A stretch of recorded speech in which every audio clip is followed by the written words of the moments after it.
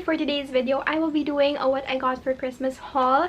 I do this every year, not to brag, but to document what I get every year because it's just really fun looking back at it. And yeah, if you don't want to watch it, you don't have to, but if you do want to know what I got, just keep on watching. Most of the things I'll be showing you, napakita ko na sa previous vlog because I did unboxings of the gifts I got. So, most of them napakita ko na, pero there's still some na hindi ko pa na-feature sa vlog.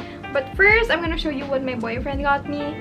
And ito yung first item, it's these slippers. It's kind of dirty because I've been wearing it every day since I got it.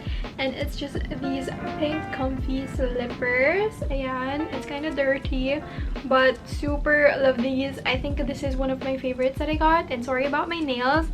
I had to remove my fake nails already because it's been bothering me. Sana pala tinanggal ko after I filmed this video, but never mind that. I got this bralette because he knows that I wear bralettes every day, almost every day at home. And I really like this kasi mas mahaba siya, so I can wear this as a tank top instead. So I can wear this alone. Ayan lang siya. It's gray and then it has a black lining. And I don't have this type of bralette yet. I only have yung parang mas loose. Ito kasi mas fitted siya. Okay, I got these shorts because he also knows na I've been wearing a lot of cycling shorts. And yeah, I just need more shorts kasi parating nasa laundry yung mga damit ko. So ayan, and then lastly, last clothing item he got me is this top. I saw this in a YouTuber's Shopee haul and I really wanted it. It's this really nice black backless top and you can wear it in many different ways. So parang pwede nyo siyang i-crisscross ng ganyan. So you have this hole in the middle. Pero I don't know, you can just experiment on how to wear this. And then lastly, this is I think my favorite and the one that I wanted the most to get, and it's this planner. This is the Cns Planner. So ito yung Design Yourself Planner for 2021 and I've been using it already. I already have some things written here. I really like this planner because it's already dated. I used to have an undated one and it was like a bullet journal type and it was really time consuming to use kasi I had to design it myself. But this one, it's already designed. Ang cute ng design niya. And it also has stickers inside. So ayan. So you can use that.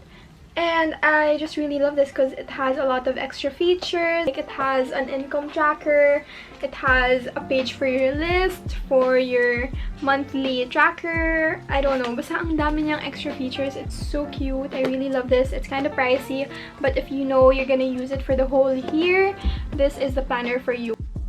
Okay, next thing I think is what my sisters got me. So for Leah, she got me the thing I really wanted. Well, actually, I like everything they got me kasi they're all the things I want kasi nga they checked my wish list and it's this cardigan. I really love the blue cardigan that I got from Shopee, so I wanted to get a green one and this is a different design and I really like this. So ayan, it really suits what I'm wearing right now since I'm just wearing a plain tank top. But ayan, it's really nice. It fits me so well. It's free size, I think. And yung buttons niya, parang malaki yung buttons niya. So, ang cute niya kapag naka-close. Ayan, it looks like that. I really like it. It's so comfy. I'm gonna link it down below since I did give them the link. Leah also got me one more thing and she said na she got this because she wanted to embarrass me in front of my camera. So, she got me seamless underwear, but I'm not embarrassed kasi I showed this before in my haul. So, she got me like a similar one. I think yung sa akin mas light pink. This is more of a coral color. Next two things are the things Annette got me. So, first thing she got me is this cute cutter. Actually, I saw this from Denise's Shopee haul, I think. And gusto ko lang ng cutter kasi I've been ordering a lot from Shopee and sometimes I do get packages.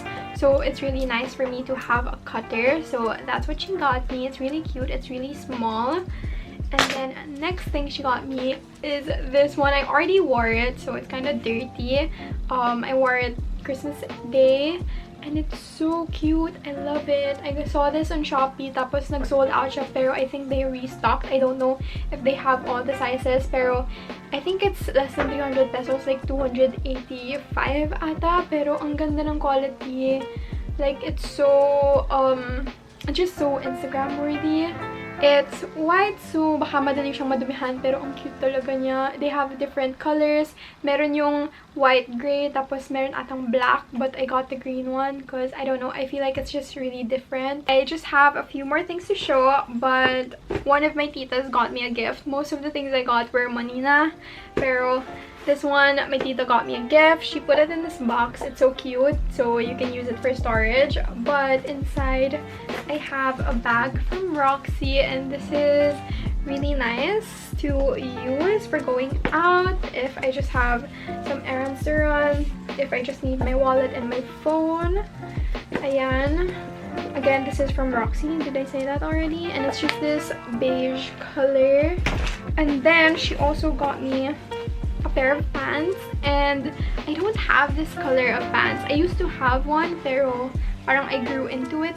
But this one, I tried it and super ganda ng fit. This is high-waisted, and this is from Tokyo Darling. It's just like an army green type of pants. I let go of a lot of my skinny jeans, so I'm happy to get more. Kasi usually gusto ko yung mga mom jeans, pero I think I can wear more skinny jeans again.